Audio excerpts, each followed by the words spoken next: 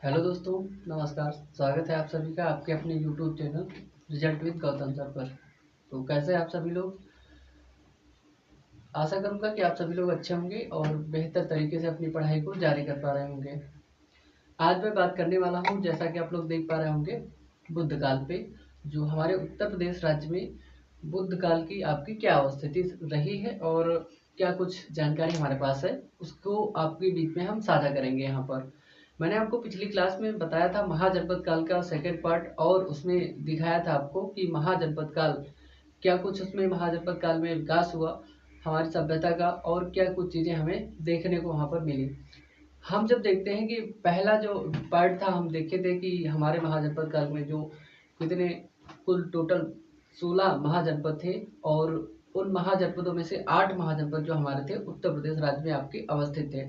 मैंने आपको बताया था उन 8 महाजनपदों में थोड़ा सा विस्तार दिया था, उनकी राजधानी बताई थी, और उन राजधानियों में क्या कुछ मतलब कौन कौन से राजा हैं उनके विषय में भी हमने जानकारी ली थी। और आज मैं आपको बताऊंगा कि बुद्ध काल की अवस्थिति क्या उत्तर प्रदेश में रही है, और उनमें से क्या मतलब विस्तार और उसका प्रसार कैसे हुआ है।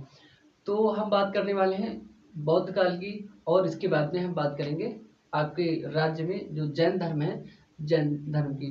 ठीक। तो बौद्ध धर्म और जैन धर्म दोनों ऐसे धर्म थे उस समय, मतलब उस समय इन दोनों धर्मों का विकास हुआ जब हम लोग मतलब कहीं ना कहीं सभ्यता हिंदू धर्म जो है आपका उससे त्रस्त थी। कहीं न कहीं कर्मकांडी भेदभाव और जाति प्रथा, काफ़ी सारी चीज़ें देश में मतलब सभ्यता में ज़्यादा से ज़्यादा मतलब उनका दबाव बना हुआ था। तो इन सब दबावों को कहीं न कहीं प्रेशर को कम करने के लिए बौद्ध धर्म और जैन धर्म जैसे अन्य कई धर्म आए। उन धर्मों के विकास में कई सारे लोगों की बड़ी भूमिका रही। उन भूमिका में और अन्य चीज़ों में, परिस्थितियों में, उन स्थितियों में लोगों की भी, राजाओं की भी बहुत ज़्यादा भूमिका रही, क्योंकि उनको अगर संरक्षण नहीं मिलता तो कहीं न कहीं वो भी अपना विकास और इतना व्यापक तौर पर नहीं बढ़ पाते। तो आज हम सबसे पहले बात करेंगे बुद्ध काल की। तो बुद्ध काल का धीरे-धीरे उत्तर प्रदेश राज्य में कैसे विकास हुआ और क्या अवस्थिति है, क्या स्थिति है, ये भी हम यहाँ पर जानेंगे। तो सबसे पहले मैं बात करता हूँ आपके बौद्ध काल के बारे में।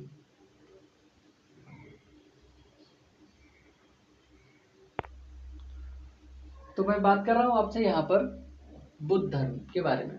बुद्ध धर्म और जैन धर्म, बौद्ध धर्म और जैन धर्म दोनों के विकास में लगभग काफी सारी समानताएं और असमानताएं पाई जाती हैं। उन दोनों की अंतर के विषय में भी हम जानेंगे जब इतिहास में पढ़ेंगे, और इसमें बौद्ध धर्म और जैन धर्म के बारे में यहाँ पर हम जानकारी लेंगे सबसे पहले। तो यहाँ पर आज मैंने लिया है, आपका टॉपिक क्या है, बुद्ध काल या बौद्ध धर्म राज्य में, उत्तर प्रदेश राज्य में अपने बौद्ध धर्म या बुद्ध काल का जो टाइमिंग है, वो विकास है, वो कैसे कैसे हुआ यहाँ पर। तो मैं बात करता हूँ यहाँ पर आपके 8 महाजनपदों की। जो 8 महाजनपद है, उन्हीं 8 महाजनपदों में देखिए, जो महाजनपद के बाद में आता है बुद्ध काल और आता है आपके जैन धर्म या जैन काल। तो जैन धर्म और बौद्ध धर्म, इनका विकास हुआ क्यों था? देखो, हिंदू धर्म में कहीं ना कहीं कर्मकांडीयता जो थी आपकी बढ़ गई थी।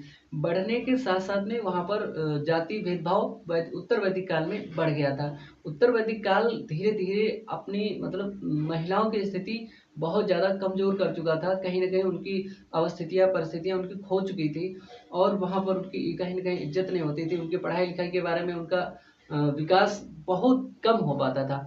तो वो धीरे-धीरे ऐसी कुछ परिस्थितियाँ बनी, कुछ चीज़ें ऐसी हुईं, तो कहीं न कहीं धीरे-धीरे बौद्ध और जैन धर्मों का मतलब तेज़ी से विकास होने लगा। और जाति प्रथा एक ऐसी मतलब थी, और 4 वर्गों को मैंने बताया था, जो वर्ग थे, उन वर्गों में विभाजन हो गया। उन वर्गों में कहीं न कहीं किसी एक वर्ग को महत्व दिया गया, और अन्य वर्ग मतलब किसी अन्य वर्गों को महत्व कम मिला। जिन वर्गों को महत्व कम मिला, तो उन वर्गों के लोग उठ कर के बौद्ध और जैन धर्म को ग्रहण करने लगे। और बौद्ध और जैन धर्म को ग्रहण करने के साथ-साथ में उन्होंने उसको सपोर्ट ज़्यादा किया, और कहीं न कहीं एक महत्वपूर्ण जो धर्म था, वो बनकर के उभरता है बौद्ध धर्म। और बौद्ध धर्म के साथ-साथ में जैन धर्म को भी इसी प्रकार महत्व मिलता चलता है और आगे बढ़ता रहता है। और क्योंकि जैन धर्म में कुछ कठोर चीज़ें हैं, और उसी प्रकार बौद्ध धर्म में कुछ नरम चीज़ें हैं, ठीक है? कुछ प्रक्रियाएं हैं उनकी जो सरल हैं और उनकी कठोर हैं। तो कठोर प्रक्रियाओं के चलते जैन धर्म का विकास उतना तेजी से और उतना व्यापक तौर पर नहीं हो पाता है। लेकिन बौद्ध धर्म मध्यम मार्गी धर्म है। बुद्ध कहते हैं मध्यम मार्ग अपनाओ, तो अष्टांगिक मार्ग को भी उन्होंने रास्ता दिया है। तो ये सारी की चीज़ें जो हैं, बौद्ध धर्म कहीं ना कहीं थोड़ा बहुत सरल पड़ता है, इसलिए बौद्ध धर्म में ज़्यादा से ज़्यादा लोग व्यापक मात्रा में ज़्यादा से ज़्यादा लोग जुड़े और इसीलिए व्यापक तौर पर बौद्ध धर्म प्रसार मतलब विस्तार हुआ। तो मैं बात करता हूँ आज बौद्ध धर्म की। तो बौद्ध धर्म और जैन धर्म दोनों जो आपके धर्म हैं वो आपके 8 महाजनपदों में, उत्तर प्रदेश के 8 महाजनपदों में इनका विकास होता है। सर्वप्रथम 8 महाजनपदों उत्तर प्रदेश जैसे। तो मैं बात करता हूँ आपके बौद्ध और जैन धर्म की। बौद्ध और जैन धर्म का विकास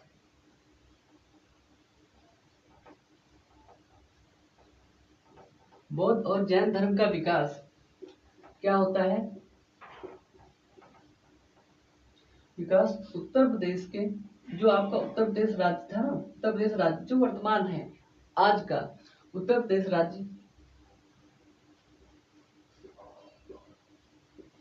के 8 महाजनपदों में, कितने? 8, यहां पर आप लोग लिख लीजिए, 8 महाजनपदों में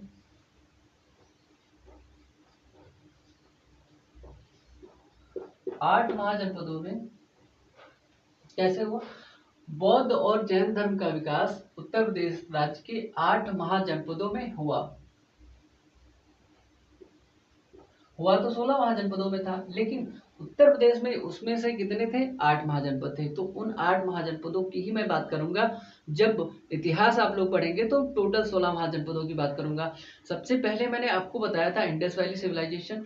इंडस वैली सिविलाइजेशन के बाद में आती है वैदिक पीरियड। वैदिक पीरियड के बाद में आता है आपका महाजनपद काल, और महाजनपद काल आने के बाद में उसके साथ साथ भी चलता है आपका बौद्ध और जैन काल। तो मैंने आपको बता दिया कि जो 8 महाजनपद हैं इनका विकास उत्तर प्रदेश राज्य के 8 महाजनपदों में हुआ। और बुद्ध के बारे में बात करता हूं मैं। देखिए, बुद्ध जो थे ना आपके, बुद्ध क्या थे? शाक्य गणराज्य के, कौन सा गणराज्य था ये याद रखना है, शाक्य गणराज्य के, शाक्य गणराज्य के। देखिए इनका जो जहाँ के मतलब इनके पिताजी जो राजा थे ना, वो आपके कहाँ के थे? शाक्य गणराज्य के। और ये जो शाक्य गणराज्य किसके अंतर्गत आता था? ये कोसल जनपद के अंतर्गत आता था। किसके?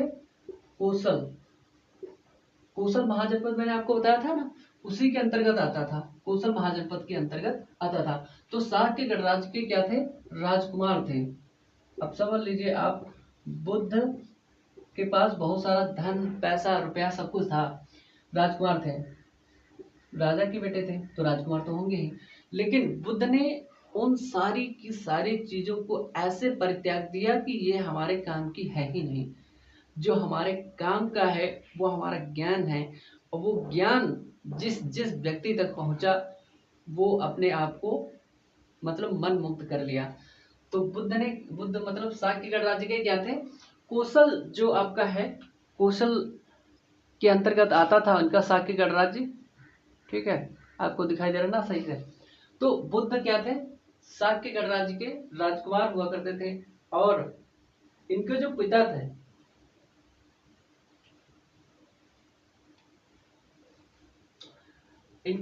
थे, ना, शाक्य के प्रमुख, शाक्य गणराज्य के प्रमुख थे। शाक्य गणराज्य के प्रमुख शुद्धोधन। इनके पिताजी का नाम था क्या? शुद्धोधन इनके पिता थे। किसके? बुद्ध के।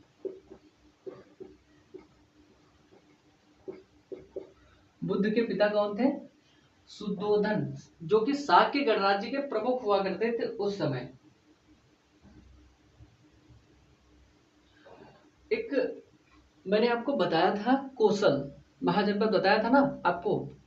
कोसल महाजनपद जो था, कोसल महाजनपद में महाकोसला देव, मैंने आपको पिछले वीडियो में बताया था महाकोसला। देखिए बात ये होती है, अगर आप पिछला वीडियो नहीं देखते तो ये लिंकिंग आपकी टूट जाती है। अगर आपकी लिंकिंग टूट जाती है तो यहाँ पर हो सकता है कहीं कहीं आपको समझने में दिक्कत आ सकती है, लेकिन उसके लिए मैं माफ़ी चाहूँगा कि आप पिछला वीडियो देख कर ही इस वीडियो को देखिए, तो आपका मतलब लय में चीज़ें चलती रहेंगी।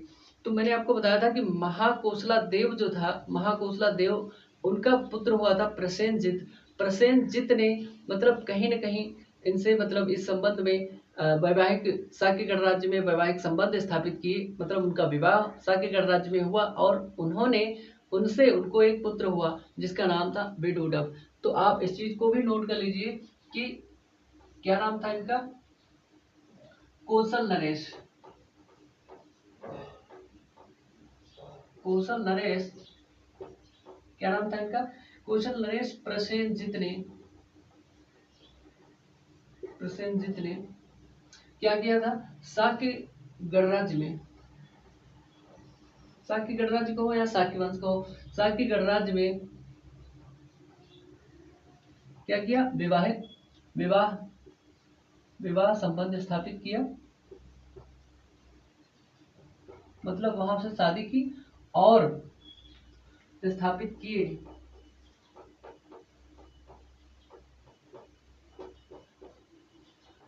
तथा, ऐसे नहीं तथा नहीं लिखे, जिससे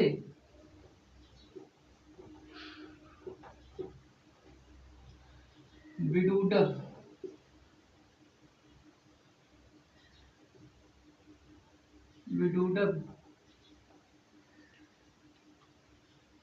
जिससे उनका पुत्र, देखिए जिससे उनका उत्तराधिकारी भी था। देखिए पुत्र ही उत्तराधिकारी होता है।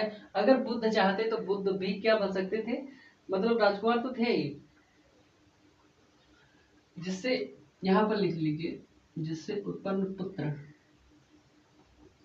जिससे उत्पन्न पुत्र विदूडब,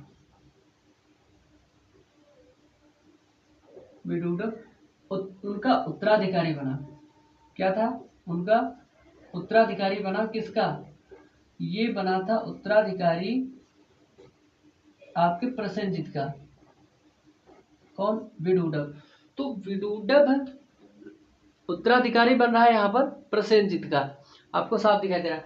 तो मैं बात कर रहा था आपके कौशल नरेश, ये कौशल नरेश है। मैंने आपको पहले बताया था पिछले वीडियो में कि महाकोसला देव, यहाँ पर रिवीजन करिए।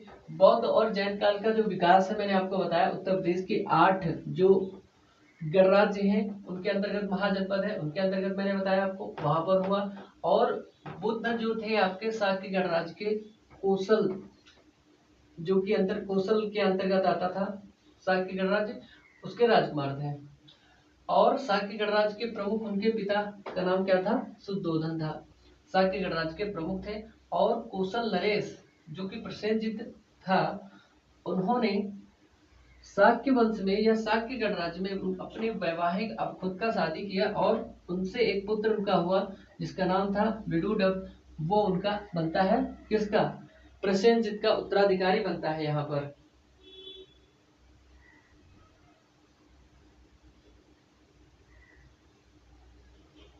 देखिए मैं बात करता हूँ बुद्ध की, तो कौशल राज्य था, कौशल राज्य का राजा कौन हुआ, अब आया विदूडब। तो प्रसेनजित ही था बस, मतलब बुद्ध के समय।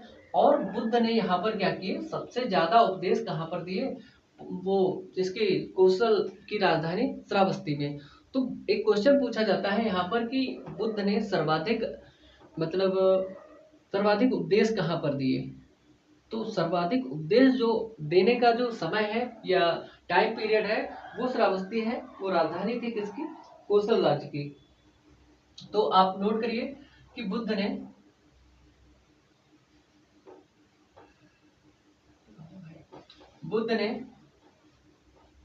सर्वाधिक उपदेश, सर्वाधिक उपदेश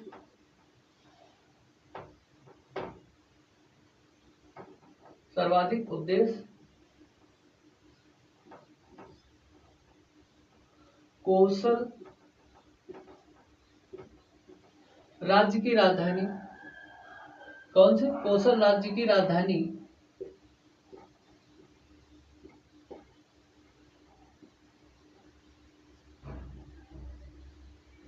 अब कोसल राज्य की राजधानी क्या थी यहाँ पर? श्रावस्ती थी। तो श्रावस्ती कहां पर दिए? श्रावस्ती में दिए थे। कोसल राज्य की राजधानी श्रावस्ती में दिए। तो यहां पर मैं बात कर रहा था आपसे, बुद्ध ने सर्वाधिक उपदेश कहां पर दिए थे? तो बुद्ध ने सर्वाधिक उपदेश अपने कहां पर दिए? कोसल राज्य की राजधानी, जो कि कौन सी थी? श्रावस्ती। श्रावस्ती में दिए थे सर्वाधिक उपदेश।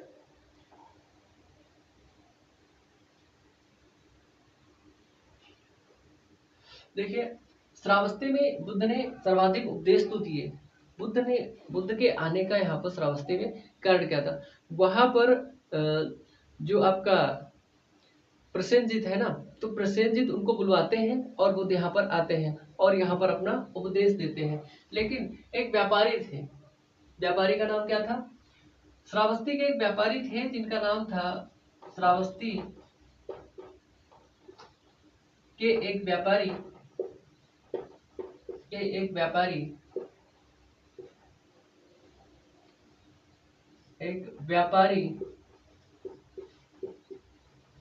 जिनका नाम था सुदात या अनाथ पिंडक।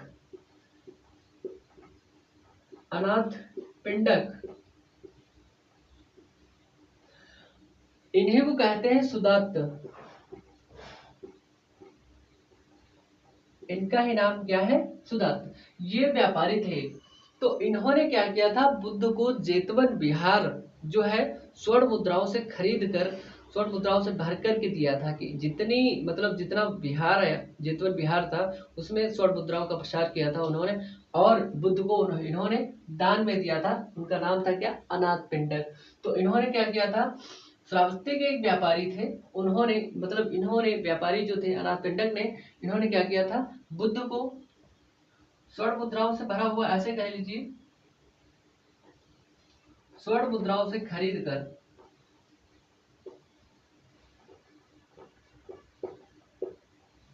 स्वर्ण मुद्राओं से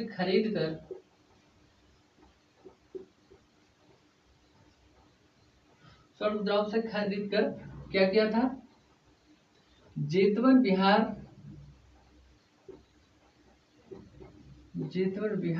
बुद्ध को दान में दिया था।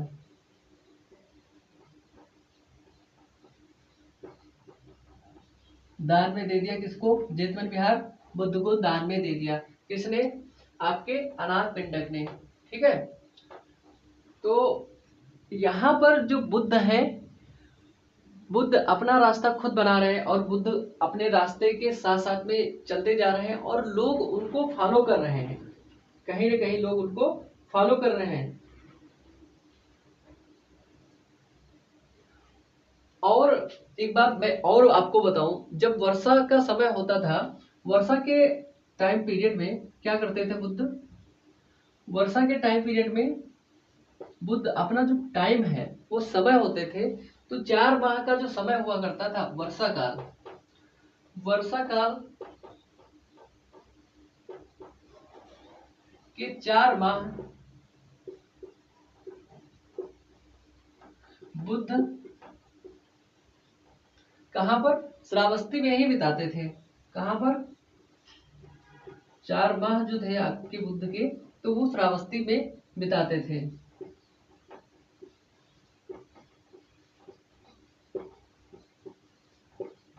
कहां पर?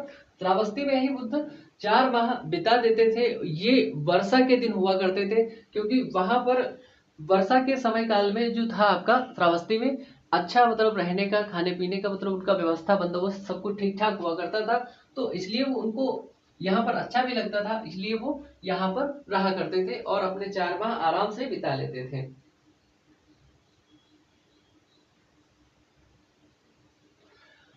अब बात करता हूँ, श्रावस्ती में एक व्यापारी थे और उनकी पुत्री थी विशाखा। नाम तो सुना होगा, विशाखा। तो विशाखा ने क्या किया? श्रावस्ती कि एक व्यापारी की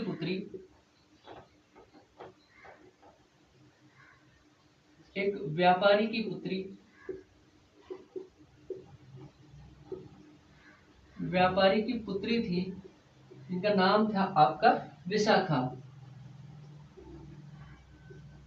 क्या नाम था? विशाखा। इन विशाखा ने बुद्ध को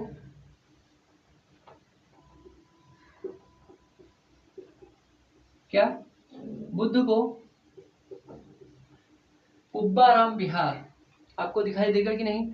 हाँ दिखाई देगा आपको। इन्होंने क्या किया था? बुद्ध को दिया था दान में पुब्बाराम विहार। पुब्बाराम विहार दान में दिया। क्या किया था? इन्होंने बुद्ध को पुब्बाराम विहार दान में दिया था। और विशाखा यहीं पर देखिए, श्रावस्ती की बात कर रहा हूं, अब भी श्रावस्ती वही है और वही श्रावस्ती जो वर्तमान में अपनी साक्षरता दर को लेकर के मैंने आपको बताया था। तो एक व्यापारी की पुत्री जो विशाखा, इन्होंने क्या दिया? बुद्ध को पुब्बाराम विहार दान में दिया था। इसको आप नोट करेंगे। फिर आगे बढ़ते हैं। हमने बताया आपको बुद्ध जो है सर्वाधिक उपदेश कहां पर दिए थे? कोसल राज्य की राजधानी श्रावस्ती में। सबसे ज्यादा उपदेश कहां पर दे रहे हैं वो? कोसल राज्य की राजधानी श्रावस्ती में। और मैं आपसे बात करता हूं, श्रावस्ती के एक व्यापारी अनाथ पिंडक ने बुद्ध को क्या दिया था? जिनका नाम था सुदात्त, एक अन्य नाम था उनका सुदात्त। इन्होंने स्वर्ण मुद्राओं से खरीद कर बुद्ध को क्या दिया था? जेतवन विहार दान में दिया था। और यहीं पर बुद्ध क्या करते थे? 4 माह बिताया करते थे अपने वर्षा काल के दौरान। जब वर्षा होती थी तो वर्षा के 4 माह श्रावस्ती में ही बुद्ध बिताने के लिए आ जाया करते थे। और श्रावस्ती के एक अन्य व्यापारी की पुत्री थी जिनका नाम था विशाखा। विशाखा ने बुद्ध को क्या दिया था? पुब्बाराम विहार। पुब्बाराम विहार किसने दिया? विशाखा ने। वी पुब्बाराम, ठीक है, विशाखा पुब्बाराम। तो विशाखा से जुड़ी है पुब्बाराम विहार।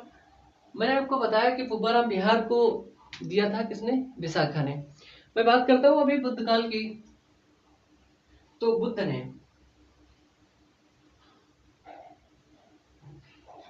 देखिए, मैं बात करता हूं आपके श्रावस्ती की। तो श्रावस्ती क्या थी ना, ऐसा कहा जाता है कि पहले जब आपके अवशेष प्राप्त हुए हैं श्रावस्ती से कुछ, तो उसको उत्खनन करवाया गया है। तो श्रावस्ती का जो उत्खनन कराया गया है, तो श्रावस्ती का जो आकार है ना, अर्धचंद्राकार मिला है। तो उत्खनन से पता ज्ञात होता है कि क्या है? से उत्खनन से पता चलता है कि क्या है? पता चलता है कि उत्खनन से पता चलता है कि श्रावस्ती, जो आपकी श्रावस्ती है ना, इसका आकार, श्रावस्ती का आकार कैसा था? अर्धचंद्राकार था।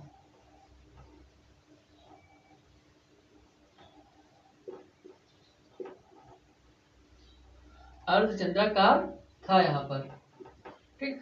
तो श्रावस्ती का आकार कैसा था? याद होता है या पता चलता है? मैंने आपको बताया कैसा था? अर्धचंद्राकार। और मैं बात करूं आपके जो प्रसेनजित है, प्रसेनजित और बुद्ध लगभग अपने टाइम के लगभग समान टाइम के थे, लगभग एक ही टाइम पर। और जो आपका प्रसेनजित थे, प्रसेनजित मैंने आपको बताया कौशल नरेश थे। प्रसेनजित बुद्ध के क्या थे? बुद्ध के परम अनुयायी थे।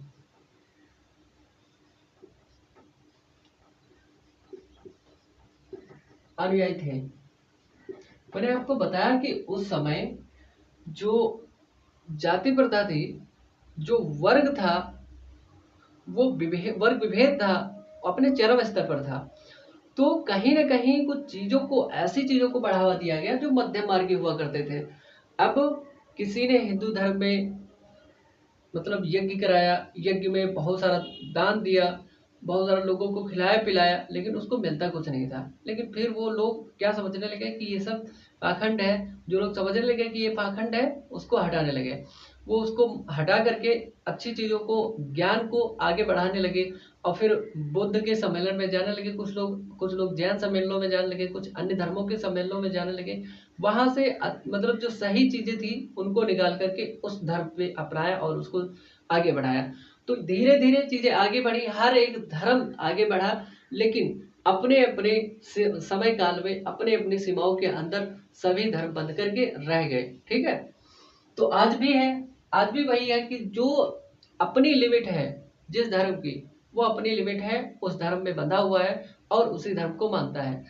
जैसे कोई एक धर्म ले लीजिए, एक व्यक्ति है उस धर्म से रिलेट है, और जैसे मान लीजिए हिंदू धर्म है, हिंदू धर्म का है, या मुसलमान मतलब मुस्लिम धर्म का है, किसी भी एक धर्म का हो।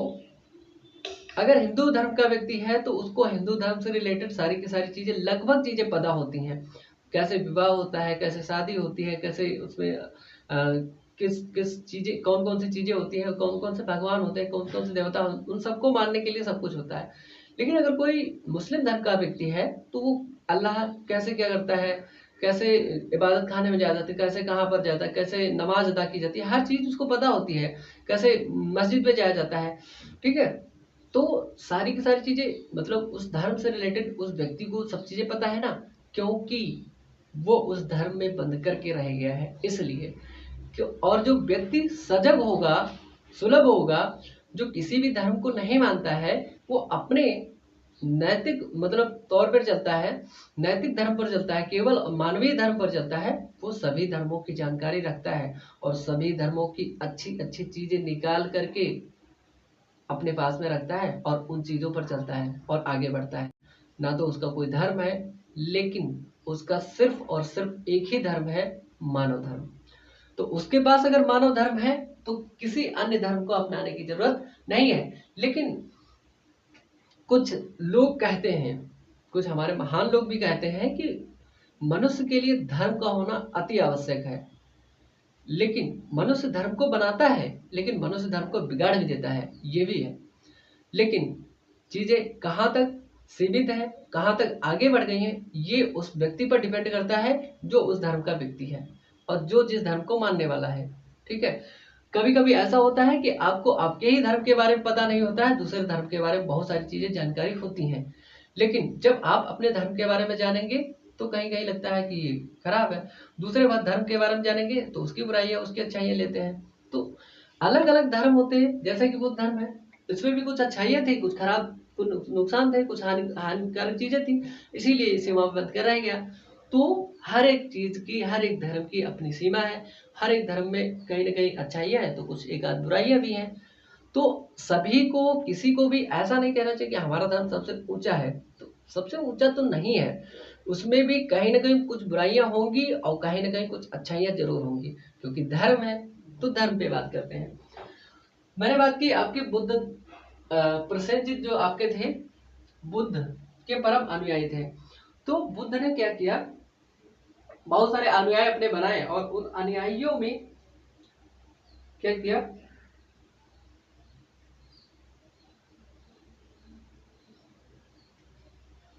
और अनुयायियों में क्या किया, बुद्ध ने बहुत सारे लोगों को अनुयायी अपना बनाया, उन अनुयायियों को ज्ञान दिया, उनको जानकारी दी, सही मार्ग दिखाया और उनको कहीं ना कहीं मध्यम मार्ग का रास्ता बताया। कहा कि अगर आपको कोई भी समस्या होती है तो आप अगर किसी भी, देखिए बुद्ध धर्म का सबसे अच्छी चीज ये है कि अगर आपके पास कोई समस्या है और दो समस्याएं हैं, कंफ्यूजन है दोनों में, तो आप मध्यम मार्ग को लेकर के आप सही से रास्ता निकाल सकते हैं, इसका ना उसका, मध्यम मार्ग। तो इसीलिए बुद्ध ने क्या किया, मध्यम मार्ग पे चलो, ना तो तेरा ना तो मेरा। मध्यम मार्ग पे चलोगे तो किसी का कुछ नहीं बिगड़ेगा, ना तो किसी का कुछ बहुत ज्यादा ओवरलैप होगा। तो चीजें आसान से चीजें रहेंगी और आसानी से चीजें क्या होंगी, चलती रहेंगी।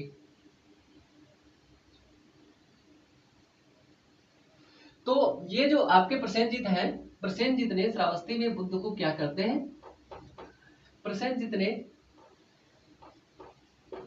जो राजा थे प्रसेनजीत ने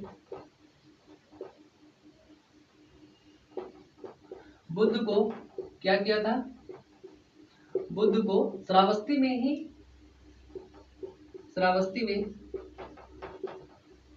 राजकाराम, क्या श्रावस्ती में एक राजकाराम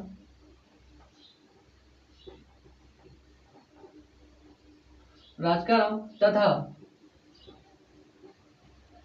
एक था मल्लिकाराम, सॉरी यहाँ एक था मल्लिकाराम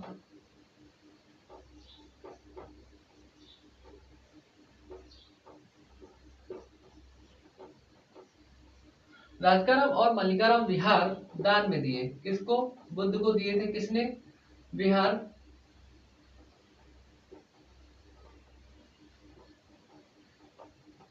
दान में दिए थे बुद्ध को।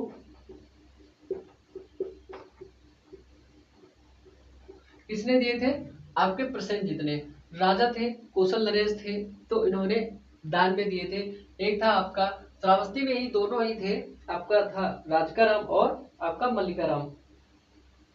अब आते हैं वत्स पर। एक मतलब मैंने आपको बताया था कि जो महाजनपद था एक वत्स, तो वत्स महाजनपद था, तो मैंने आपको बताया था कि प्रयागराज के आसपास का क्षेत्र था। ठीक है, मैंने आपको बताया था कि ये कहाँ का क्षेत्र था, लगभग ये आसपास कहाँ पर था। वर्तमान जो प्रयागराज है, यहाँ पर वत्स नाम का महाजनपद हुआ करता था। तो वत्स महाजनपद हुआ करता था, और इसकी मैंने आपको राजधानी पिछले वीडियो में भी बताई थी और यहाँ पर भी बता देता हूँ। इसकी राजधानी क्या थी, आपकी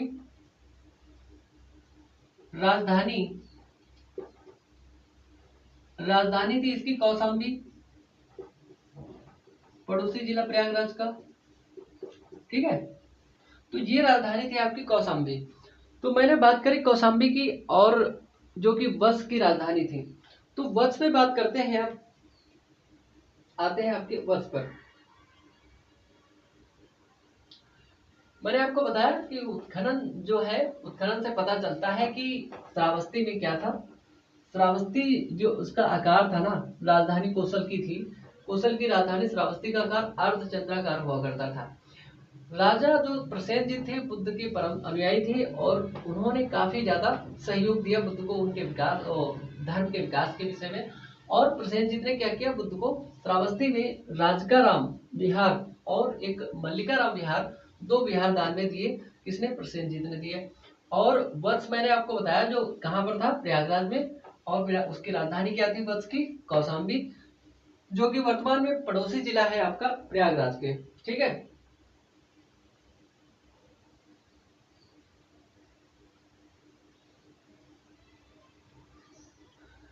राजा था उदयन। कौन था, उदयन।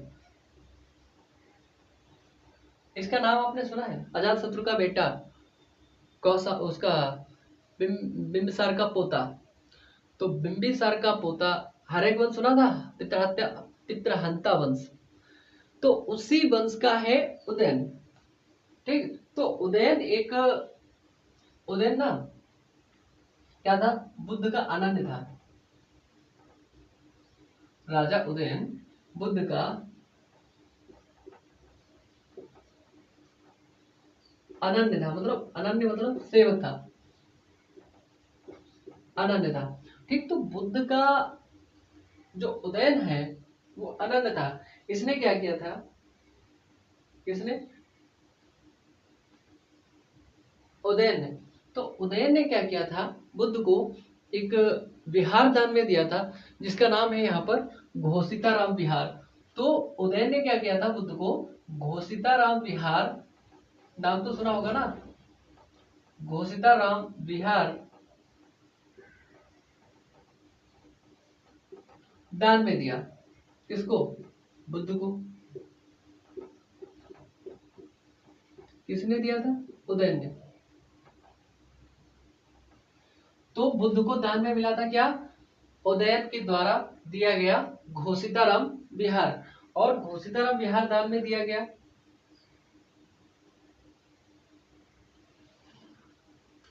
अब बात करता हूं मैं, बुद्ध ने उपदेश तो सबसे ज्यादा दिए थे आपके श्रावस्ती में, दिए थे ना। तो सर्वाधिक उपदेश बुद्ध ने दिए श्रावस्ती में, लेकिन प्रथम उपदेश बुद्ध ने कहां पर दिया था? क्या आपको पता है कि बुद्ध ने अपना पहला उपदेश कहां पर दिया था? तो वो दिया था आपके सारनाथ, जो कि वर्तमान वाराणसी में है। बुद्ध ने अपना प्रथम उपदेश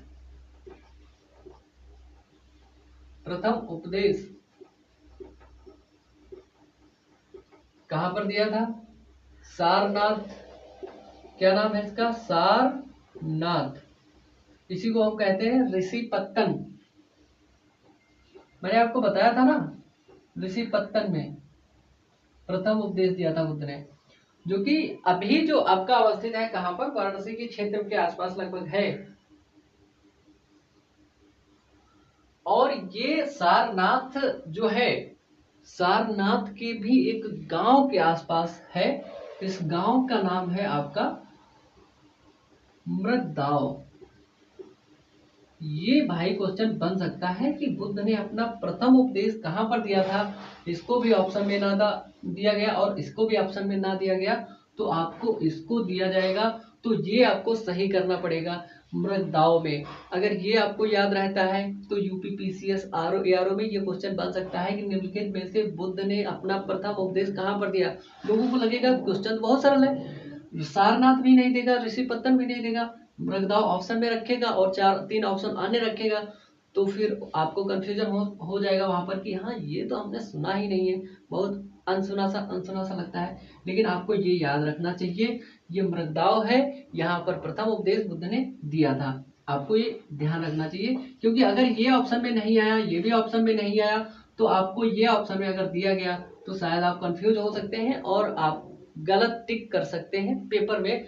इसके लिए आपको हम अवेयर कर रहे हैं यहाँ पर, ठीक है। प्रथम उपदेश मृगदाव, याद रखिएगा।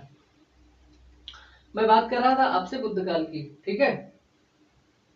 तो मृगदाव में क्या किया था बुद्ध ने? अपना प्रथम उपदेश दिया था, और इसी मृगदाव में क्या किया गया था फिर बाद में? इसी मृगदाव में कहा गया, जो प्रथम उपदेश बुद्ध ने दिया, इसी को कहते हैं धर्म चक्र प्रवर्तन। इसी प्रथम उपदेश को क्या कहते हैं? बुद्ध अपना प्रथम उपदेश को कहते हैं, जब उन्होंने प्रथम उपदेश दिया था तो उसको उन्होंने कहा, नाम दिया धर्म चक्र प्रवर्तन।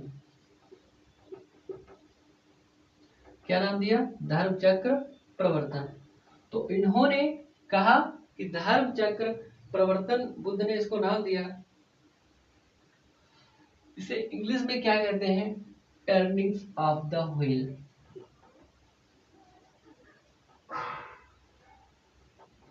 इंग्लिश की राइटिंग अच्छी है नहीं मेरी। टर्निंग्स ऑफ द व्हील, ठीक है। तो आप इसको इंग्लिश में लिखना चाहे तो लिख लीजिए, नहीं अगर अच्छा लगता है तो मत लिखिए। तो आपने मतलब बुद्ध ने पहला उपदेश दिया, अपना पहले उपदेश को उन्होंने धर्म चक्र प्रवर्तन नाम दे दिया, और इसको हम इंग्लिश में क्या कहते हैं? Turnings of the wheel. तो मैंने आपसे बात करी कि बुद्ध ने अपना प्रथम उपदेश सारनाथ, ऋषिपत्तन और मृगदाव, ये 3 स्थान नहीं है, ये एक ही स्थान के 3 नाम हैं। ये सारनाथ और बड़ा हो गया, ऋषिपत्तन उसके आसपास वही क्षेत्र, ये मृगदाव मुख्य इलाका है। ये मृगदाव आपको याद रखना है, ठीक है। तो मैं बात करता हूं आगे आपसे, जो बुद्ध ने अपना प्रथम उपदेश दिया था वो किसको दिया था, ये आपको याद रखना चाहिए। तो वो कौन व्यक्ति हैं जिनको उन्होंने अपना प्रथम उपदेश दिया था? मैंने आपको बताया कि घोषिताराम विहार बुद्ध को दान में मिला ना। फिर बुद्ध ने क्या किया? अपना प्रथम उपदेश दिया सारनाथ में, सारनाथ बताया मैंने आपको। फिर सारनाथ के अंतर्गत ऋषिपत्तन, और ऋषिपत्तन के अंतर्गत एक गांव सा होता है जिसको मृगदाव नाम दिया जाता है। और इस मृगदाव में प्रथम उपदेश बुद्ध ने दिया था। इस प्रथम उपदेश को धर्म चक्र प्रवर्तन अर्थात टर्निंग ऑफ द व्हील नाम दिया गया बुद्ध के द्वारा। और बुद्ध ने अपना प्रथम उपदेश जो दिया था ना, वो पहले 5 ब्राह्मणों को दिया था। बुद्ध ने अपना प्रथम उपदेश क्या दिया था? बुद्ध ने अपना प्रथम उपदेश कहां पे दिया था? मृगदाव में ना। प्रथम उपदेश 5 ब्राह्मणों को दिया था।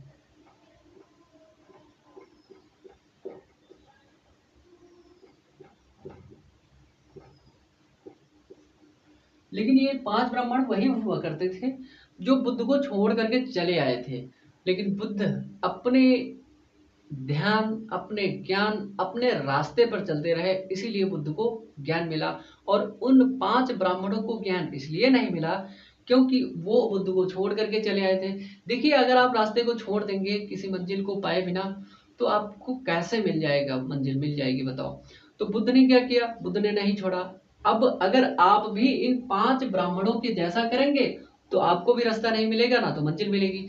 तो रास्ते पर आप अगर चल रहे हैं, चल दिए हैं, आधी दूर पहुंच चुके हैं, तो आप उसको खोजने का प्रयास करें कि हमारा रास्ता क्या है, हमारा उद्देश्य क्या है, हमारा पर्पस क्या है, हमारा गोल क्या है। उस चीज को आपको ध्यान रखना चाहिए। अगर आप इस चीज को ध्यान रखते हैं, रास्ते पर अगर आप चलते रहते हैं, तो हो सकता है लेट सही देर सही भटके आप। बुद्ध भी भटके थे, काफी ज्यादा भटके, लेकिन बुद्ध को अंतिम तौर पर क्या मिला था? ज्ञान तो मिला ना। तो उन्होंने अपने मंजिल को, अपने लक्ष्य को, अपने उद्देश्य को हासिल तो किया ना। तो ऐसे ही आपको डटे रहना है, भागना नहीं है, कहीं नहीं जाना है। आपको अपने लक्ष्य पर फोकस करना है, बने रहना है, और एक ना एक दिन आपको रास्ता जरूर मिल जाएगा। ना कि उन 5 ब्राह्मणों को ज्ञान मिला, और उन्हीं 5 ब्राह्मणों को ज्ञान देने के लिए बुद्ध फिर वापस आते हैं जो उनको छोड़ करके चले आए थे। और उन 5 ब्राह्मणों का नाम यहाँ पर आप लोग चाहें तो नोट कर लीजिए। तो वो 5 ब्राह्मण नहीं बनना है आपको।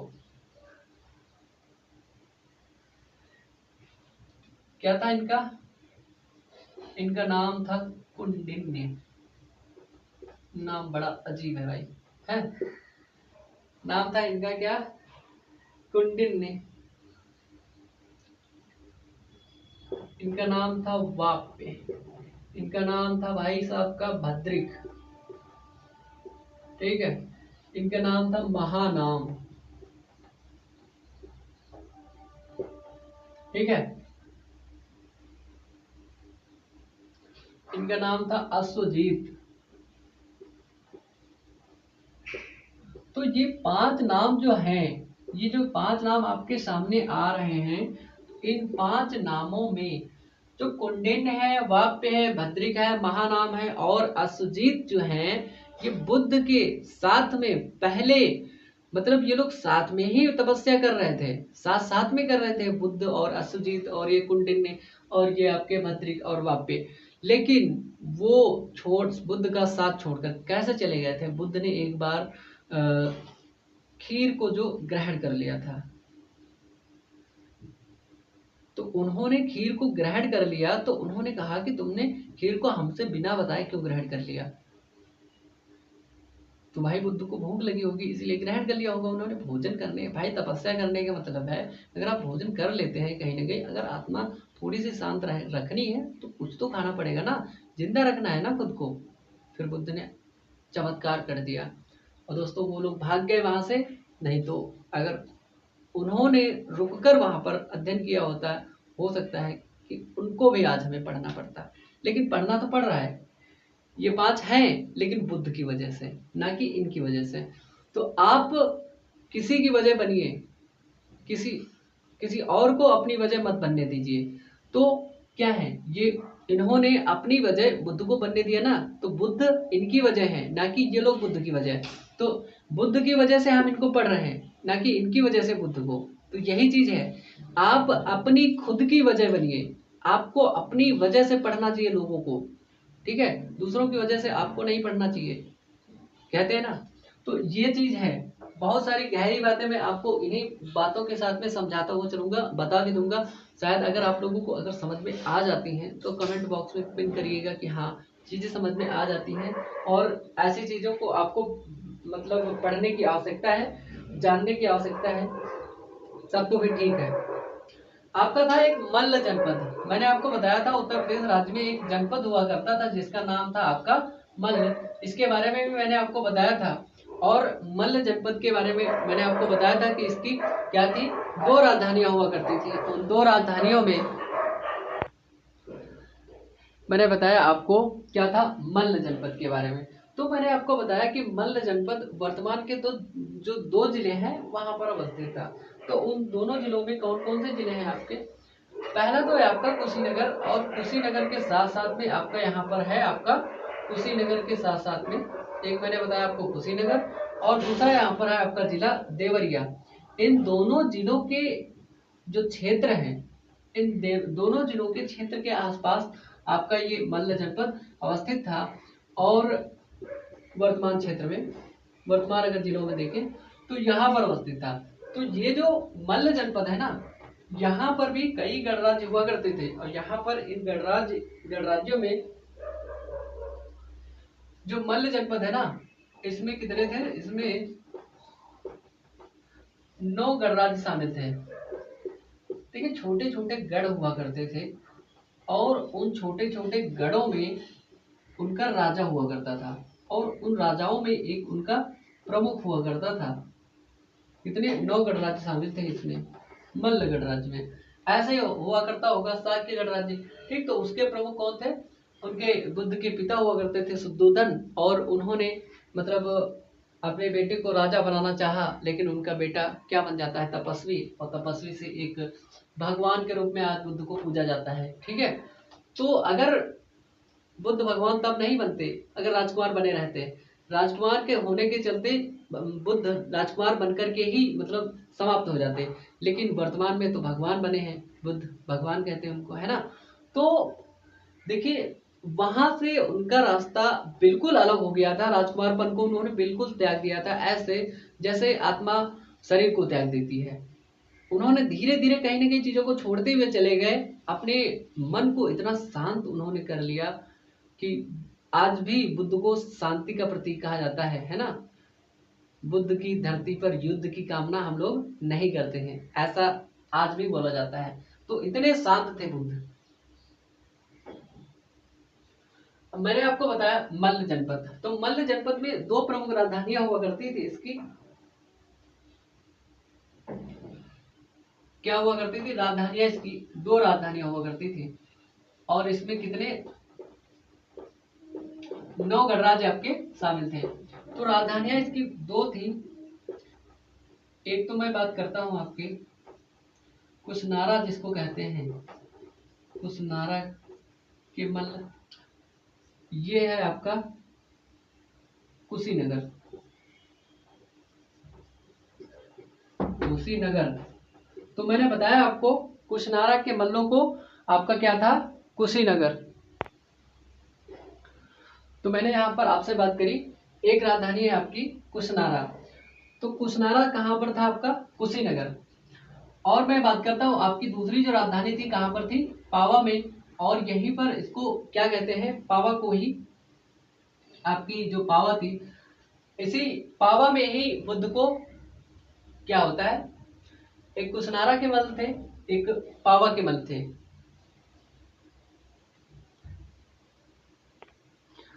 दूसरी राजधानी है आपकी क्या, पावा। तो पावा कहां पर है, ये क्षेत्र है आपका सठियाओं का, सठियाओं, और ये पड़ता है आपके फाजिल नगर तहसील के आसपास, फाजिल नगर, ठीक है। तो 2 राजधानियां मैंने आपको बता दी, कुशनारा जो कि कुशीनगर के आसपास का है, और पावा सठियाओं फाजिल नगर के आसपास का है।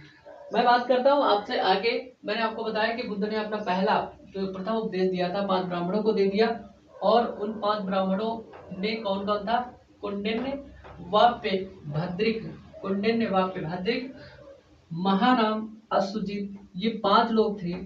कौंडिन्य वाप्य भद्रिक, महानाम अश्वजित, ये 5 लोग थे, 5 ब्राह्मण थे जिनको बुद्ध ने ज्ञान दिया। अगला बात करा मैंने मल्ल जनपद की। मल्ल जनपद कुशीनगर देवरिया जिलों में, आज के जो कुशीनगर और देवरिया जिले हैं वहां पर अवस्थित था। इसमें कितने 9 गणराज्य शामिल थे। 9 गणराज्यों में से मैंने आपको बताया जैसे कि गणराज्य हुआ करते थे और गणराज्य के वहां पर प्रमुख हुआ करते थे। जैसे शाक्य गणराज्य के प्रमुख थे बुद्ध के पिता शुद्धोधन। इसमें 2 राजधानियां हैं। एक तो कुशनारा जिसको कहते हैं कुशीनगर, और दूसरी क्या है पावा। पावा जो कि सठियाओं और आपके फाजिल नगर के क्षेत्र में अवस्थित है। मैं यहाँ पर आपसे बात कर रहा हूं बुद्ध का जो महापरिनिर्वाण है। बुद्ध का महापरिनिर्वाण की बात करते हैं। यहाँ पर महापरिनिर्वाण,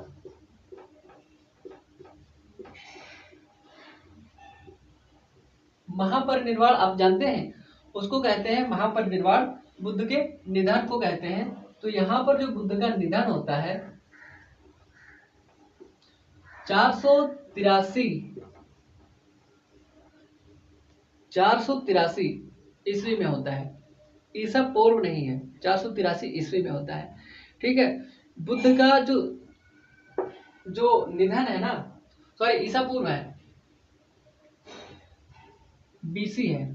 ठीक है, before birth of Jesus Christ.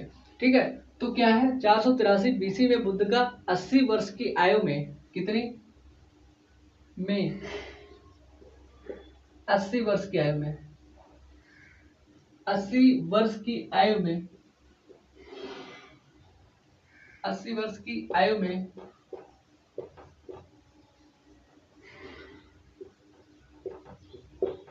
ठीक है, तो कब 80 वर्ष की आयु में बुद्ध का हिरण्यवती नदी, एक नदी हुआ करती थी हिरण्यवती,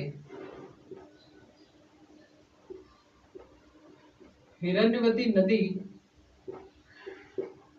इसको वर्तमान में क्या कहते हैं, इसको वर्तमान में कहते हैं आज की जो गंडक नदी है, इसी को कहते थे पहले हिरण्यवती नदी। हिरण्यवती नदी अर्थात गंडक नदी के जो आपके किनारे तट पर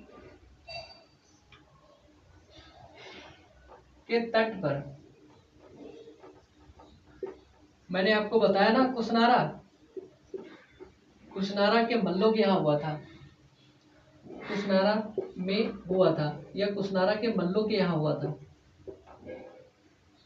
निधन हुआ था ना। महापरिनिर्वाण, बौद्ध धर्म में मृत्यु को क्या कहते हैं, महापरिनिर्वाण।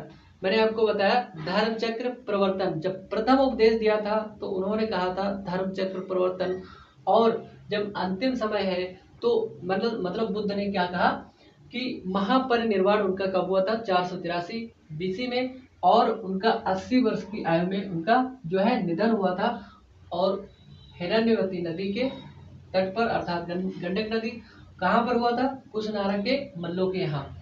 तो मैंने आपको मल्ल जो राज्य था उसकी महाजनपद था, उसकी 2 राजधानियां बताई, कुशनारा और पावा। और कुशनारा में बुद्ध की क्या हुई थी, निधन हुआ था या मृत्यु हुई थी।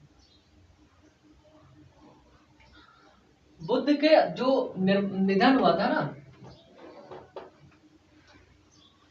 देखो निर्वाण के उपरांत बुद्ध के निर्वाण हुआ था ना, निर्वाण के उपरांत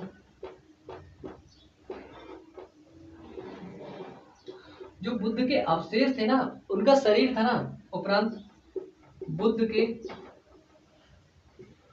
के अवशेष कितने जगहों पर, 8 स्थानों पर, 8 स्थानों पर क्या किए गए, उनको वहां पर भेजा गया और वहां पर स्तंभ बनाए गए। क्या 8 स्थानों पर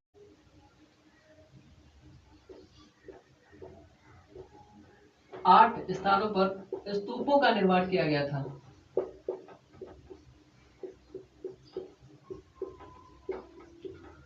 आठ स्थानों पर निर्माण किया गया था क्या, स्तूपों का। तो देखिए बात यह है कि वो 8 स्थान है कौन से, उनकी हम बात करेंगे यहाँ पर। तो 8 स्थानों की मैं बात करता हूँ आपसे। तो मैंने आपको बताया महापरिनिर्वाण बुद्ध का जो निधन है 483 BC में हुआ था, 80 वर्ष की आयु में, और हिरण्यवती नदी अर्थात गंडक नदी के तट पर हुआ था, और ये हुआ था कुशनारा के मल्लों के यहाँ। मैं बात करता हूँ बुद्ध के निर्वाण के उपरांत 8 जो स्तूप बनाए गए, उन स्तूपों की बात करूंगा, और उन स्तूपों को किसने बनाया था और किन स्थानों पर बनाया। उनमें से उन स्तूपों में से 4 जो स्तूप हैं वो उत्तर प्रदेश में है, और 4 जो स्तूप हैं अन्य क्षेत्रों में है। तो मैं बात करता हूँ उत्तर प्रदेश की।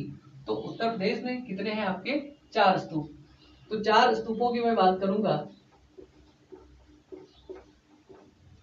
4 स्तूपों की। ठीक, तो हम बात करेंगे यहाँ पर 4 स्तूपों की। सबसे पहला जो स्तूप है वो आपका बात करूंगा कि यहाँ पर आप लिख लीजिए, यहाँ पर है आपका स्तूप का नाम। ठीक, और यहाँ पर जो निर्माण करता है, किसने निर्माण कराया, उसका बात करता हूँ।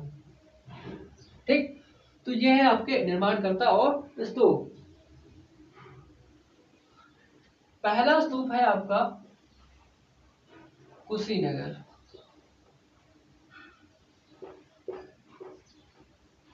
दूसरा है आपका कपिलवस्तु।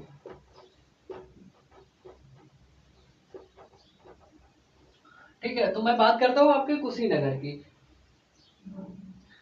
या कपिलवस्तु की। देखिए जो आपका कपिलवस्तु है ना,